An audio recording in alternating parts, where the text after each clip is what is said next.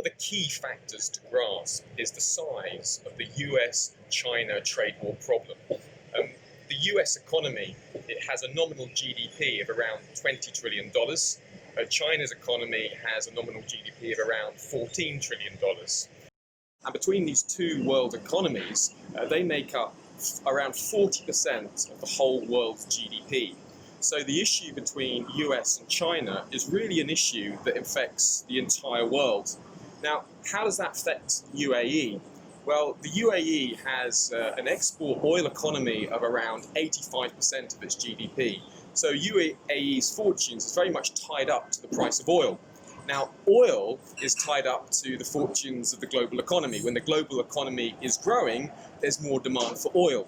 So the way that the US-China trade war is impacting the UAE is primarily through oil prices. So what we need to see is if the US-China phase 1 trade deal is signed, maybe there's a phase 2 trade deal that comes, things look optimistic towards these two countries sorting out their difficulties, then that should provide more support for oil going forward.